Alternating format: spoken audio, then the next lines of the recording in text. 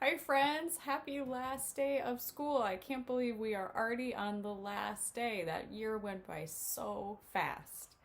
Today, for our last read aloud story, we're going to be reading a really silly book that has all of the fairy tales mixed up together. And this book is called The Great Fairy Tale Disaster.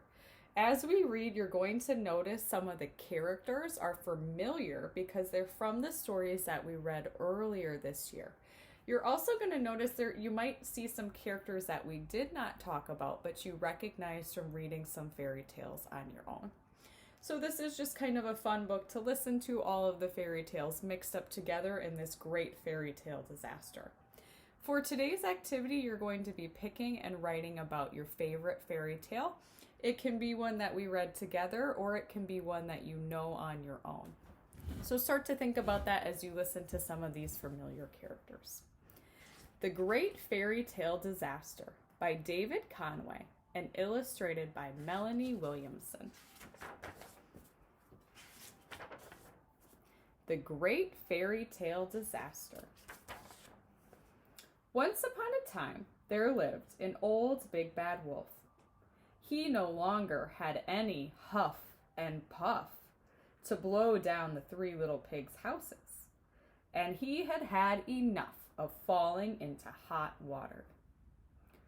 What I need, the wolf thought to himself, is a nice, relaxing fairy tale for a change. So he scampered off into the pages of a fairy tale book to find one. Cinderella was busy sweeping and hadn't noticed the wolf's dark shadow appear in the doorway. "I want to be in your tale," he growled. Course," stammered a frightened Cinderella. "Take my place." Just then, the fairy godmother arrived. "I know you'd love to go to the ball," she said to the wolf, "and so you shall." There was a flick of the wand and a burst of life. "Ugh, wolves don't wear dresses," cried the wolf, hobbling off in glass slippers to find a different tale.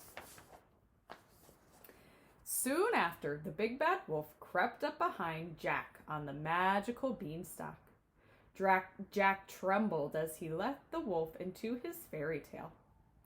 The big bad wolf was climbing up the beanstalk when he saw two huge feet and heard a horrible giant voice bawling, "Fee, fi, fo, fum."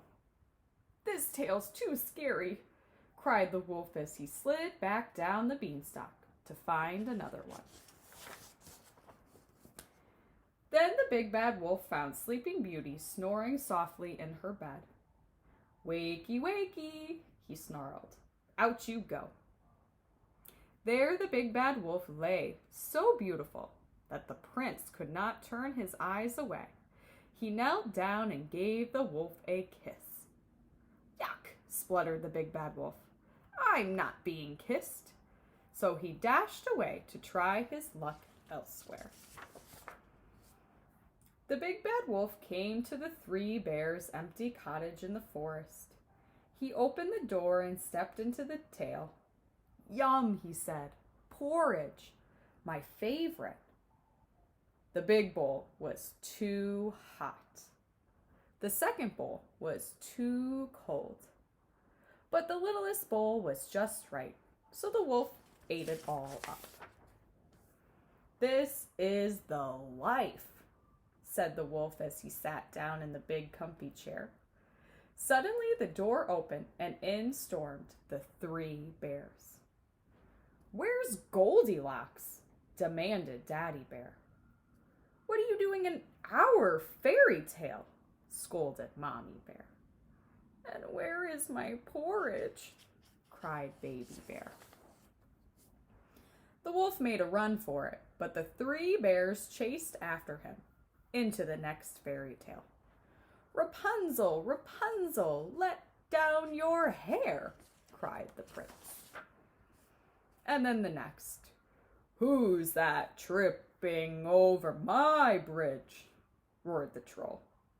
I'll eat you for breakfast. And before you could say, mirror, mirror on the wall, who's the fairest of all?